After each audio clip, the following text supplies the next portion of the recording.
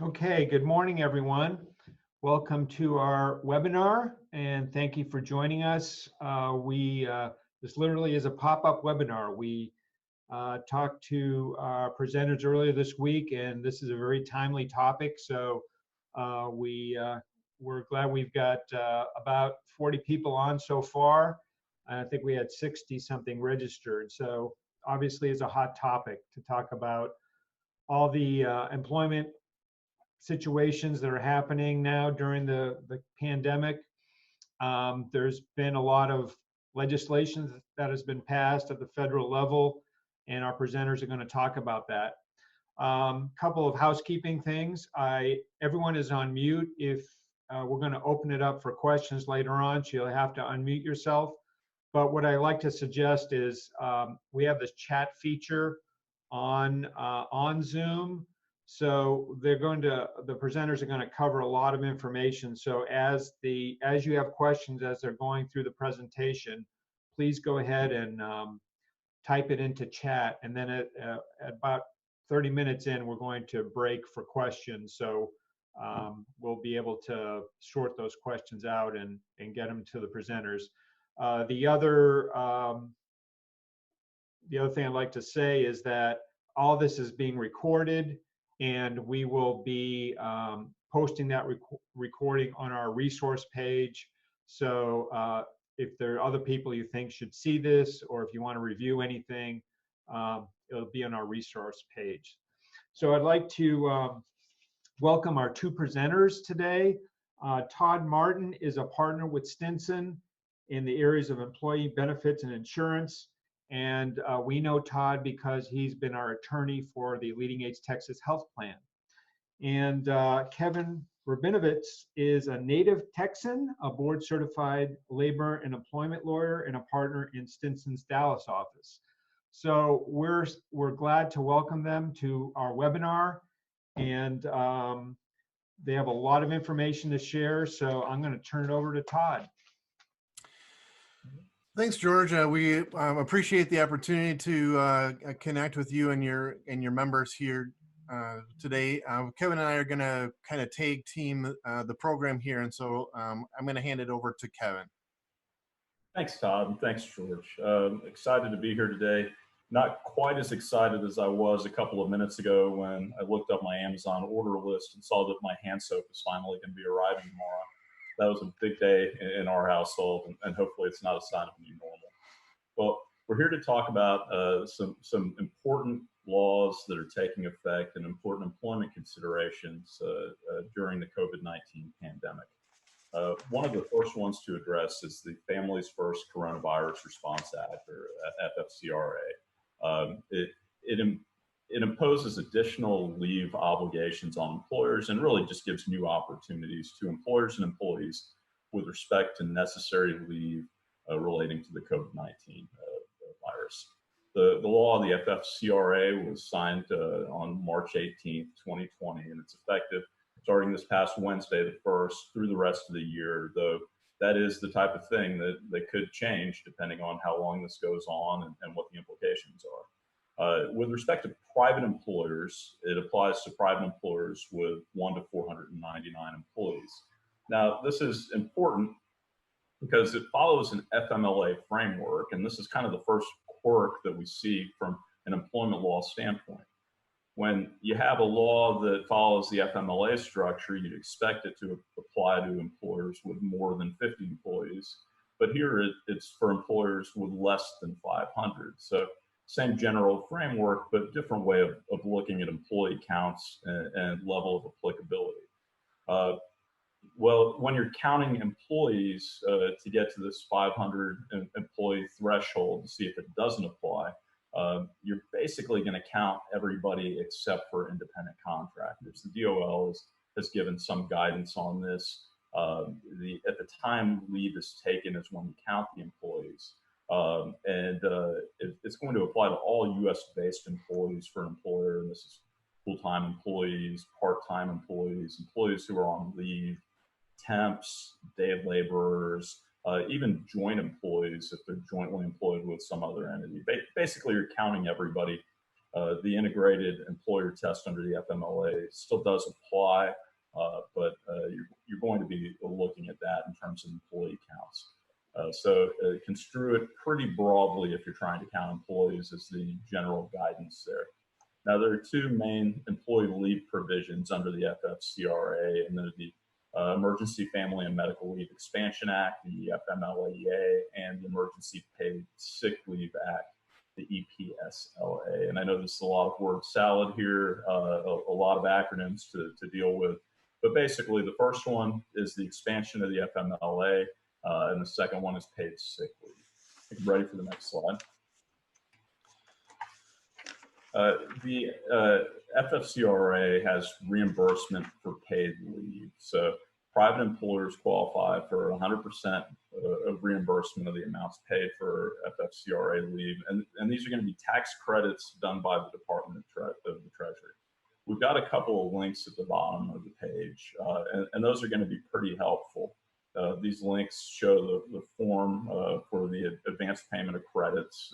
It's a link to, I believe, that a link from that first page cited. And really what that is a form where if an employer can't reduce its tax deposits due to fully account for the credits to which it's entitled, then the employer can fill out that form and apply to the IRS or the Department of Treasury, really, for the advanced payment of those credits to which it's going to be entitled.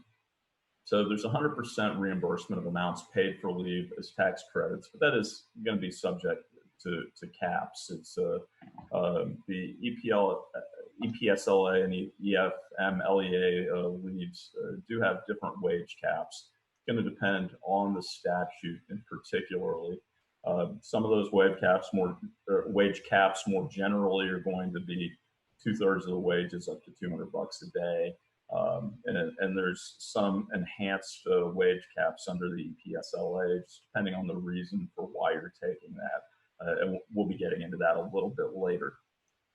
It also includes a reimbursement for allocable costs related to maintaining healthcare coverage under a group plan while the employee is on leave. So that's what you want to look at. I'm ready for the next slide. The DOL has issued some temporary rules. They issued those along with guidance.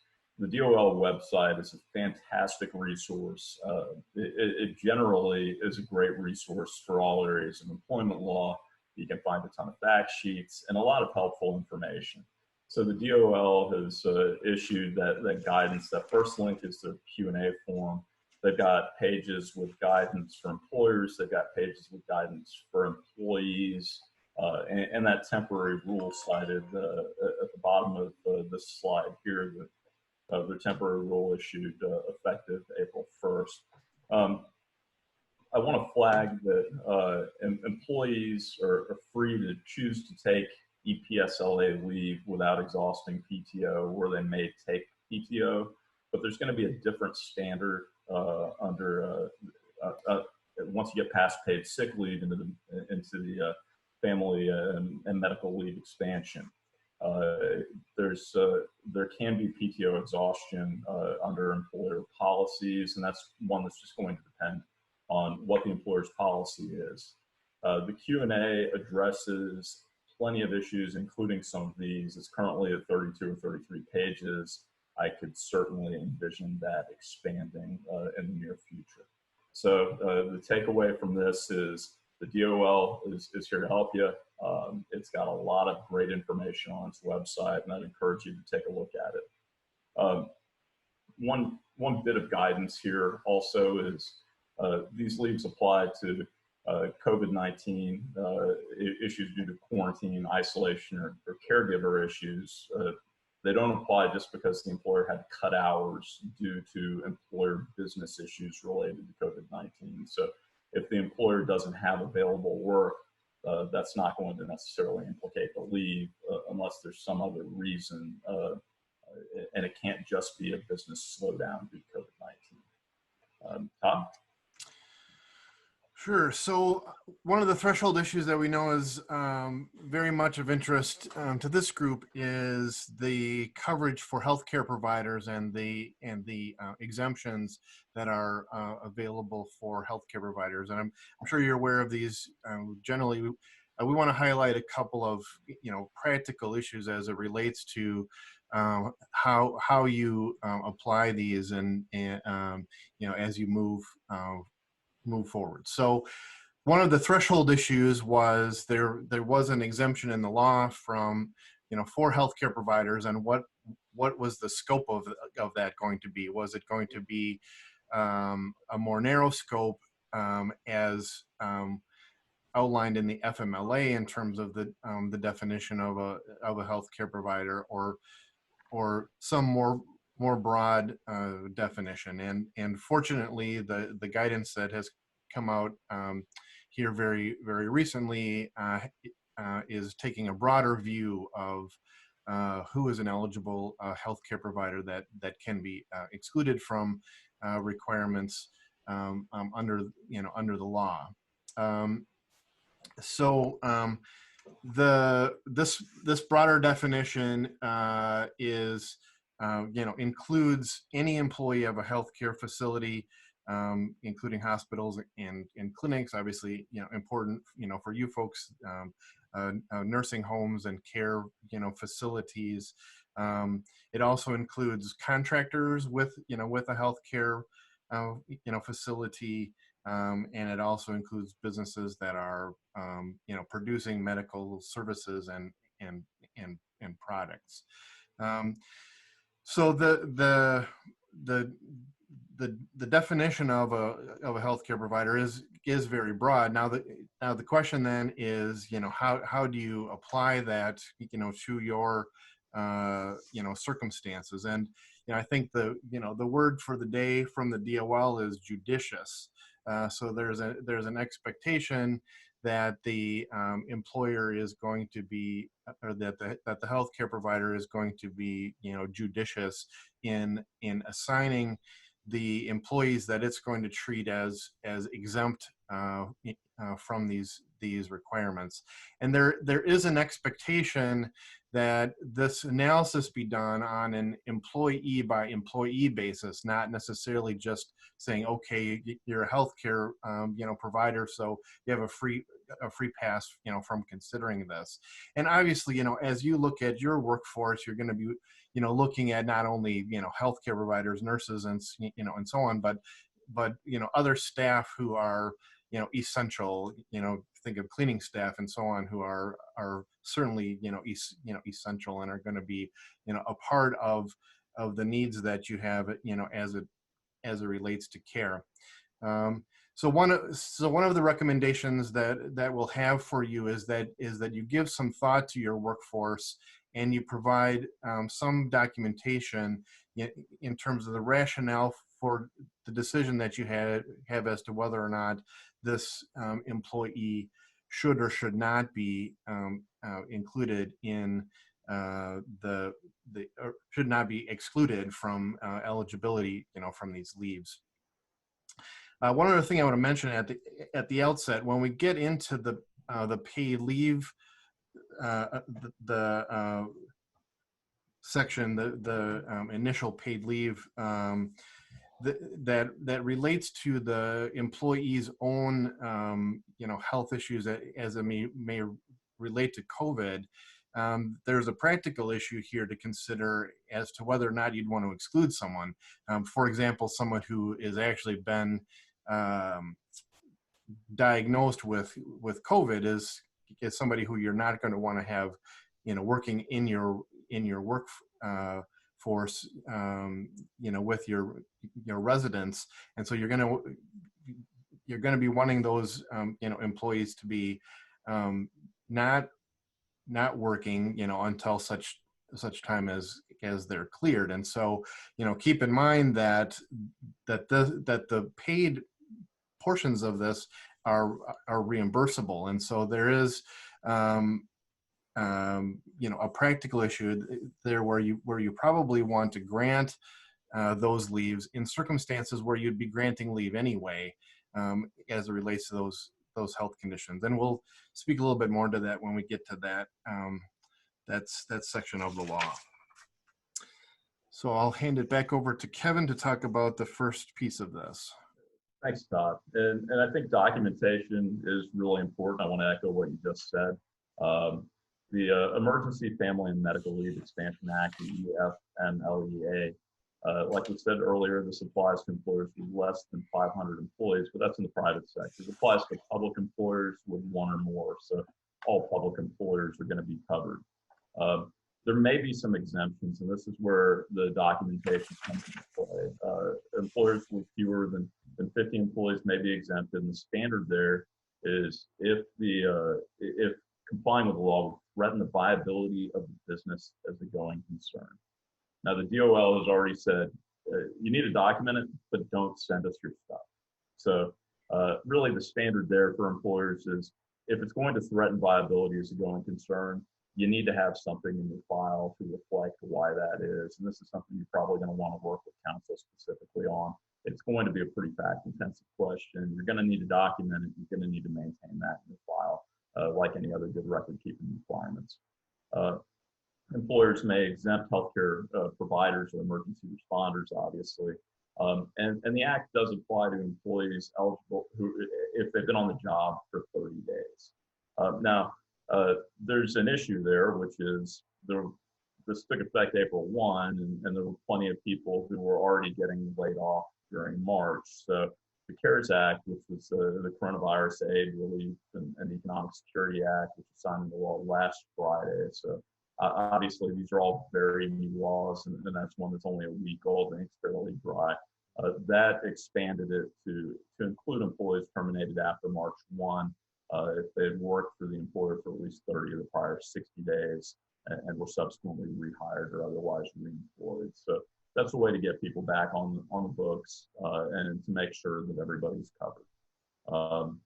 And of course, this is just under the EFMLEA. Todd's going to address the EPSLA standard shortly, which varies slightly in order, effectively to make things a little bit more confusing for everybody trying to navigate our way through this. Ready for the next slide, please. The EFMLEA is, it says that employees who qualify are not going to be able to receive these benefits for a qualifying need related to a public health emergency. So that's if you're unable to work due to if you need to take off because kids' school has been closed, it's going to be covered under the EFMLEA.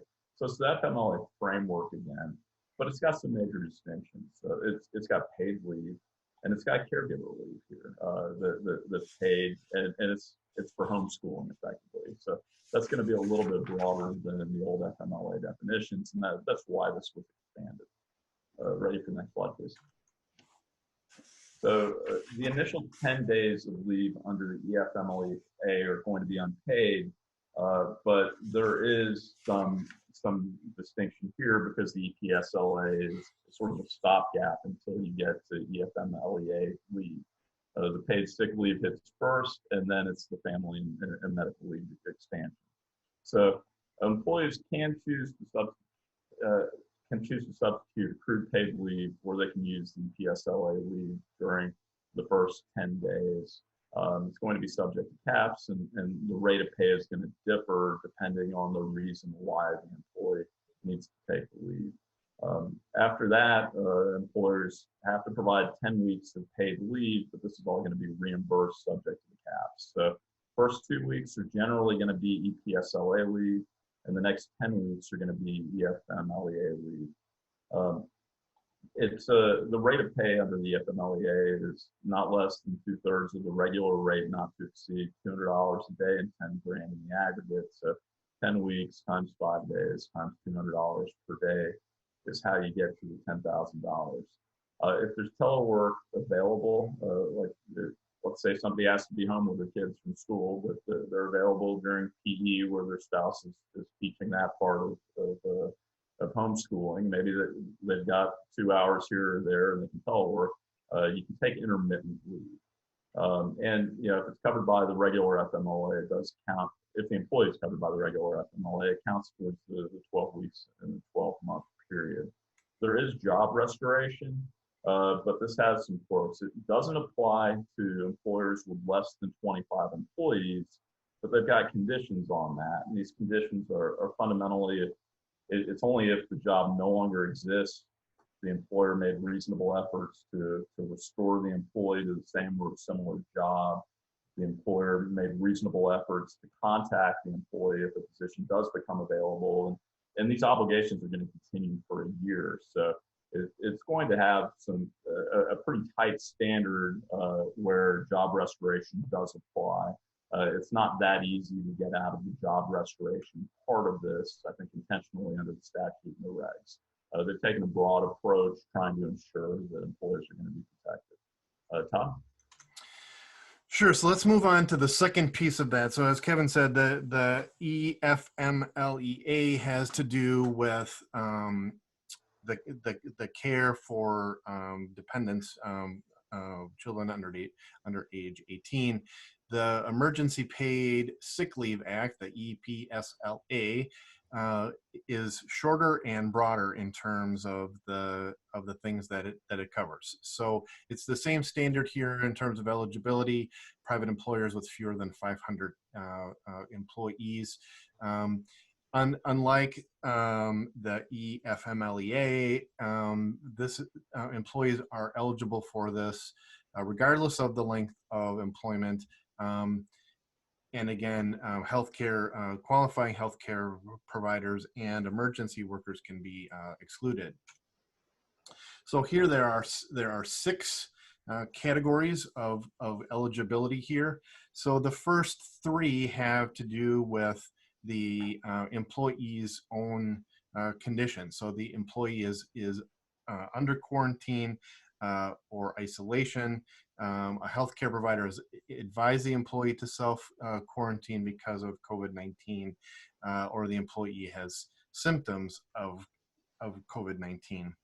A few things that came out in the guidance that was issued this week as it relates to these qualifications. So one is the eligibility as it relates to quarantine or isolation relating to COVID-19, number one, only applies if the employee would have been able to work and do work that was otherwise permitted by the employee, by the employer, and the employer actually has work for that employee. So it's not intended for a circumstance where there's not where there would be a layoff due to the lack of of work. As it relates to the employee having been advised by a healthcare provider, this is not just because someone is concerned about contracting COVID-19, but this relates to a specific recommendation by a healthcare provider to self quarantine based on COVID-19 exposures. And then again, as it relates to employees who are experiencing symptoms, there is an expectation that the employee is seeking a diagnosis if they are experiencing COVID-19 symptoms, that they are seeking a test. And again, it's not just because the employee has concern that they may contract COVID-19. The next requirement is relating to someone who is caring for someone in those categories. The guidance issued recently makes it clear that it's not that the care needs to be, number one, necessary for that individual, and it also needs to be someone who is regularly residing in the employee's home. So if you're if there's someone, a family member who's not residing for you with you and has one of these circumstances, it would not be eligible unless those those requirements, are met. The fifth one is the same as the EFMLEA as it relates to a school closing. And then there's this substantially similar, we don't have any regulations on that, but that's a catch-all. And again, for all of these, the healthcare exemption would apply, but as a practical matter, if you have one of those requirements as it relates to the employee's own condition, you likely will want to apply this paid leave, because these are employees that you're not going to want to have working in your workforce in any event. So this is intended to provide full pay up to a $511 cap for those one through three uses, the relating to the employee's own condition, and $200 a day and up to the $2,000 cap for the caring for others uses. The eligibility here is up to 80 hours for full-time employees. If you have a part-time employees, it's based on their average number of hours. So it's designed to replicate what those hours are.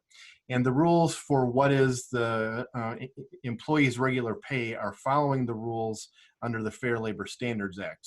So as you're looking at what is the regular rate of pay, you'd use those same rules and as it relates to bonuses or flexible compensation or commissions or other things like that. Okay, so there are other requirements here. The DOL, like every other major statute, of course, has a poster on this. The notice poster is available on the DOL's website. It needs to be posted. If your employees are working remotely, I'm not sure what benefit that would really serve, but you can find it. You do need to put it up. If you don't feel like looking for it or can't find it, feel free to shoot me an email and I'd be happy to send you a copy of it. The documentation needed for leave, you want to keep that for 4 years. It's basically going to be the standard documentation you would keep. I think the standard here, like everything else in employment law, is to be fair and consistent and keep records. I've got a call on this right when the epidemic was starting, but before it had really kind of taken shape as it is now, and before any of these laws had been passed. My answer was to questions about how to deal with this was be reasonable, do your best. That's all anybody can ask, and make sure you're being fair, consistent, and reasonable in the way you do things. And documentation is important along those lines. You're going to need names and dates, qualifying reasons, and other reasonable type of information. But just keep your documents. Paper this up the way you would normally paper up anything in employment, and do the best you can is all anybody can ask. But don't forget about that DOL poster. Okay, get the next slide, please. So there are going to be other kinds of common leave requests that you're going to get. These wind up for lawyers, they look like a law school exam question because each of them is incredibly fact intensive, like everything else in an HR situation. And there are other statutes that can be implicated by some things. So you could have employees at an elevated risk of contracting COVID-19 or at a high risk of complications from COVID-19. Those employees might have diabetes, a heart condition, all these things that we keep hearing about in the news and from Dr. Fauci and these briefings, or Fauci, sorry if I'm butchering his name.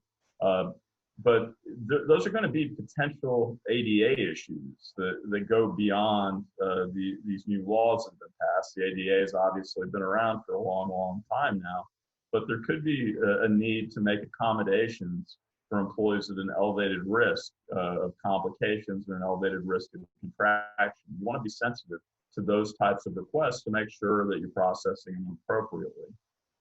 Now, employees with caregiver responsibilities for at-risk employees or employees who are concerned, that's not necessarily going to be an ADA type of issue. So there isn't going to be a right to leave just as a matter of law. But again, you're reasonable, fair, consistent, and honest with your employees. Keep your documents, and that's going to be the best prevention for issues. When employees come to an employer and have concern about being in a riskier environment or a riskier time, but they're not in a high-risk category, or if they have to be around people who are in a high-risk category but they aren't themselves, you can reassure your employees by pointing to the safety measures you've adopted. You've still got obligations to comply with OSHA, and reasonable employers should be adopting safety measures to prevent employees from being exposed to this unnecessarily or in any sort of risky manner. I want to just mention briefly, I'm sure you're aware of this, but the new EEOC guidance on temperature taking, that is a sea change as it relates to this issue, but this guidance is clarifying that it is permissible to take employees' temperature. Then the last segment we want to talk about here is leaves and layoffs. Obviously, another issue that is possible here is that there are changes as it relates to this that would impact your needs within your workforce.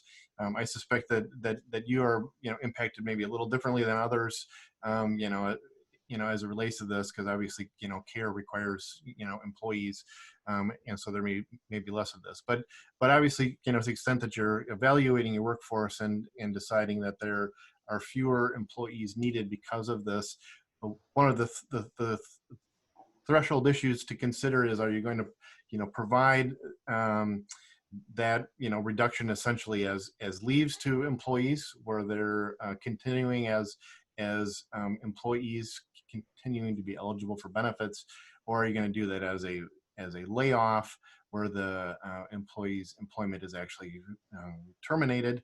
They would not be eligible for benefits as employees, but would potentially be eligible for health coverage under COBRA. One thing to mention, quickly, obviously, to keep in mind if there's significant layoffs that are going to qualify as a mass layoff of 500 or more, or 50 or more, that impacts 33% or more of your workforce, or if you have a situation where it would qualify as a plant closing involving the shutting down of a location and 50 or more employees, you may want to consider the WARN Act, although there are exceptions to the 60-day notice requirement, and one of them would be this kind of circumstance where you have an unforeseeable business circumstance. Kevin, do you want to mention unemployment insurance briefly? Yeah, the Texas Workforce Commission obviously is going to handle unemployment claims in our state. They've eliminated the waiting week and work search requirements. The CARES Act provides an additional benefit to employees who are collecting unemployment.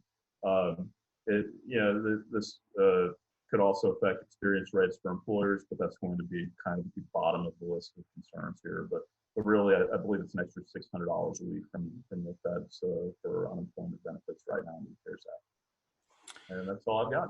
Great. Well, I think we're right up at our time here now, so we can push this then to any questions that have come in.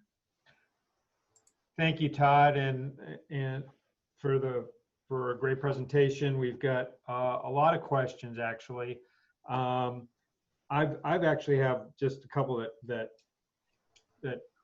come up just by listening to you. Can you apply one and not the other? Can you apply the sick leave and not the FMLA, or do you have to do both? Yes, you can. You can apply one and not the other, assuming that that the employee in question is exempt. So you could,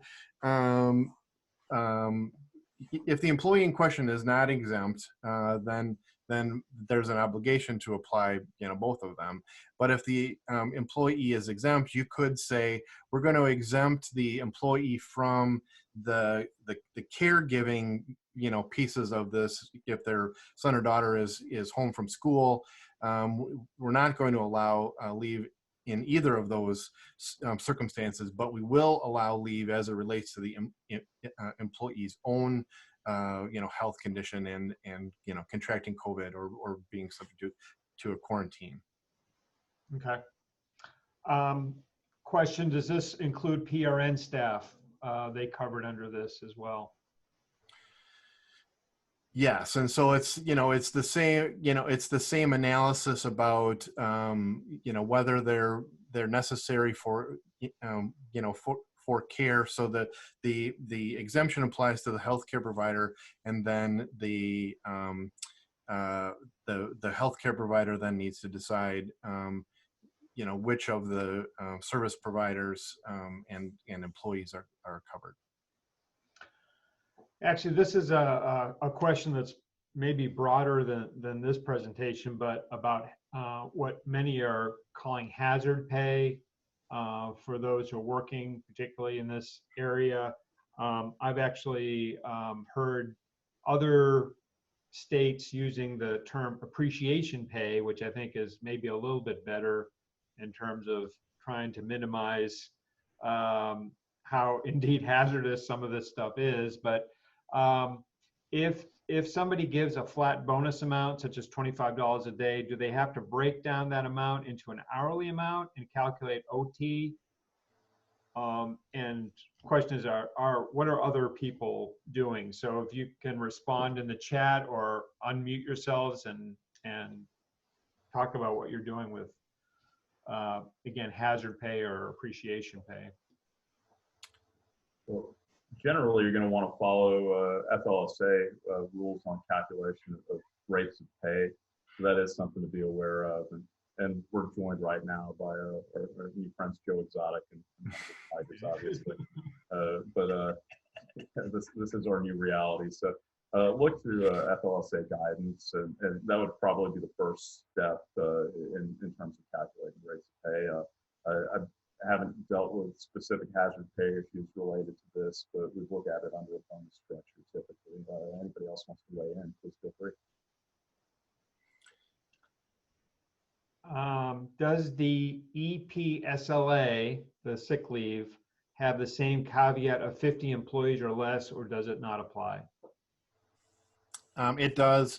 The same analysis, the hardship analysis applies.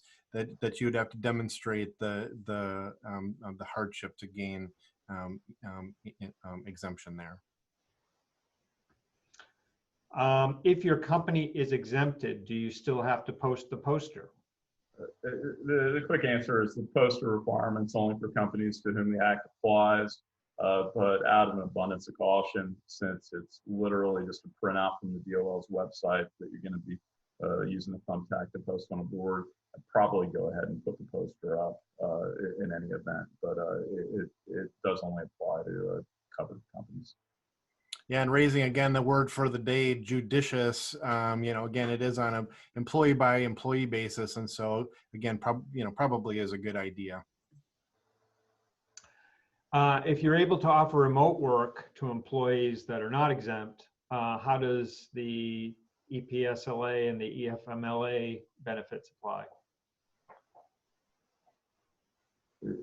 So if you're able to offer remote work and the employee can continue working and the employee has no reason to take leave, then they're not going to be entitled to leave if there's no covered reason for the employee not to be working remotely.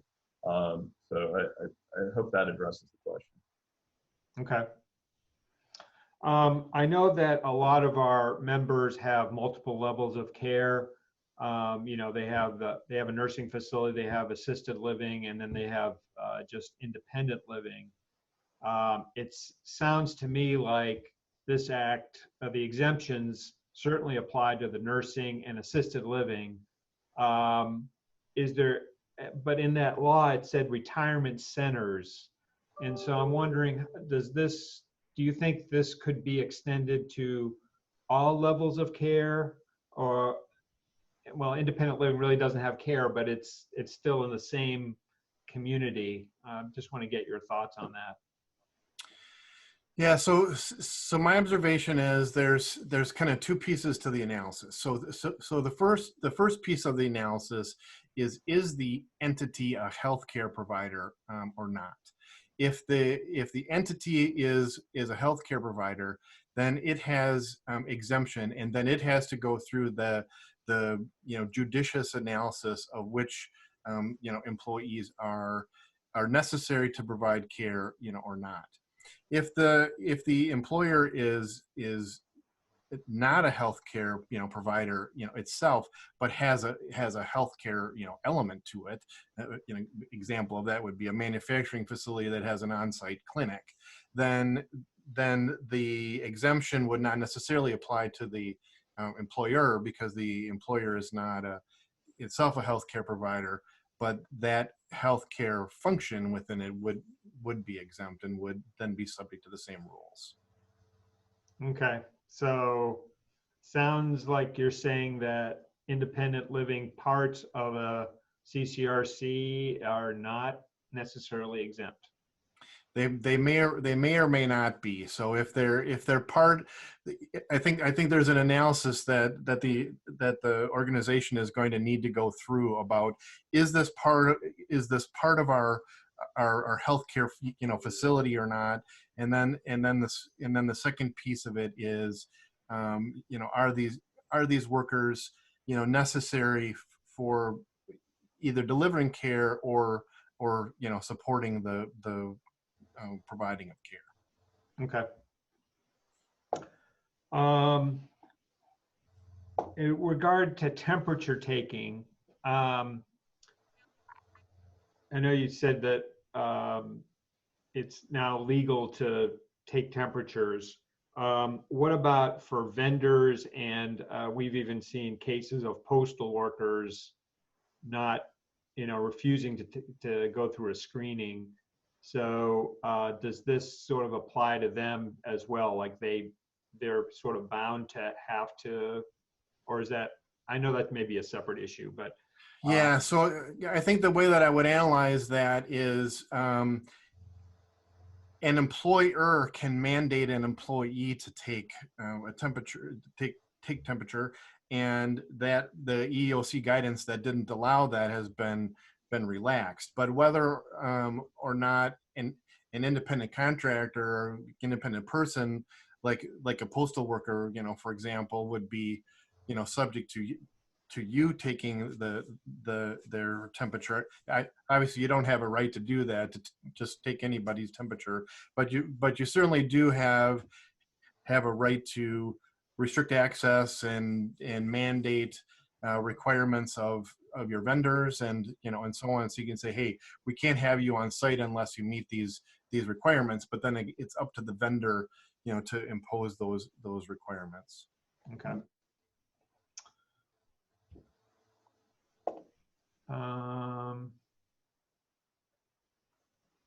Any other questions? If you can type them in, or if you can unmute yourself and ask the question.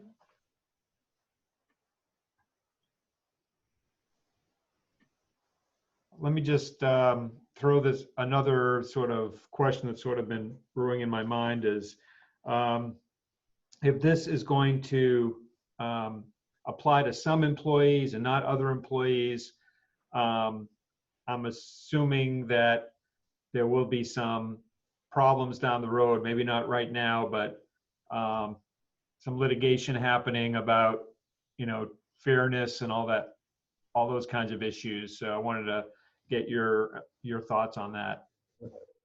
Absolutely. At the risk of not looking serious based on this backdrop I've got up, it is important. Remember to be even and fair and to apply everything equally. That's really going to be the trap that employers fall into most commonly when dealing with employment law or litigation problems. You get a problem because you treated people differently. If you're consistent, if you're fair, if you're honest with people, if you keep records, these are the ways to get out of trouble. to show that you were balanced, to show that you weren't discriminating against people, and to show fundamentally that you're treating everybody the exact same and trying to deal with a crisis. Any time an employer is trying to address a crisis, it's going to be problematic. It's a dynamic situation. The law is always changing. It's complicated and it's confusing. And when I say the law is always changing, this is way more literally than in a normal scenario. We've had 2 major laws passed in the last couple of weeks. But as long as an employer keeps its records and behaves fairly and treats everybody the same, that's going to be the best medicine for staying out of trouble if there is litigation. If you've excluded an employee, a direct care staff, are you still required to offer the EFMLA benefits if they ask? No. Yeah, if they're not, if you've excluded them, then the law doesn't apply. And so if they request leave, any of these leaves that we're discussing, you can deny that. This is more of a question for the group as a whole. Wondering how many communities are moving to all masks required for staff. And I don't know if you can, people can just type in the group chat if they're are moving in that direction. It sounds like the new guidance from CDC is pretty much saying that everyone should be wearing masks, certainly in high-risk populations. So I would say if you're not moving to all mask required or all staff requiring masks, I think that it will be required pretty soon. In fact, somebody just said, we're just notified by state that all workers in healthcare must wear masks. So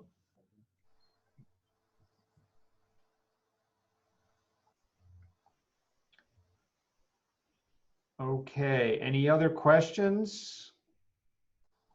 And if I've missed you, if you can resubmit, but I don't see, I think we've covered all the questions. George, Mm-hmm. this is Rodney. Yeah. Can we, instead of doing individual by individual employee, can we do class of employees and just say CNAs, RNs, LVNs, nursing home housekeepers? Yes, and in fact, I think that's a better way to do it, right? Because you're gonna, back to Kevin's point about being fair and balanced. What you're going to want to be doing as you're identifying those, employees who are going to be not eligible for this leave, and those who are, you're going to want to be focusing on job function. So in that sense, it's not really employee by employee; it's really function by function. So I think that process that you've outlined is a good way to handle it. Somebody else commented on the mask situation, said we have implemented all employees to wear a mask and the employees are grateful. But a question, has the DOL come out with forms to support those required documents? Not really is the answer, but that's going to be developing. The DOL's Q&A sheets are going to probably be the most helpful resource right now. In terms of required documents, listing these things out, that's generally going to be more in the nature of HR documents where you're trying to gather the information. So it's probably not going to be a specific form if that's what you're referring to with the required documents that you've got to maintain. But the DOL's guidance are really going to be the documents you'll find there along with the poster. And also keep in mind that there isn't a filing with the DOL here. This is your, internal documentation of your own decision, but there isn't an obligation or even an ability to go to the DOL and say, hey, here's my circumstances. Can I exempt these employees? Okay. Well, last call. Are there any other questions? I want to thank our presenters and thank all of you for joining us, and thank all of you for all the great work you're doing. This is a stressful time for everyone, and we know just the sheer amount of information that you're dealing with from the federal government, from state government, from our survey agencies. I mean, I can't think of a time when the flow of information has been more overwhelming. So hopefully some of these webinars have been helpful in terms of interpreting some of the crazy rules that are coming down the pike. I do want to sort of advertise that next Tuesday we have our regular Tuesday webinar where we share information, and the focus of next Tuesdays is going to be on childcare. So I urge you to register for that, and that's going to be coming up Tuesday at 1 o'clock. So I thank all of you for all you're doing. And I want to thank our presenters again, and hope you have a restful weekend. I know your work never stops, but hopefully you can take some time to thank your staff and show your appreciation for all the great work that they're doing. Thank you very much. Thanks.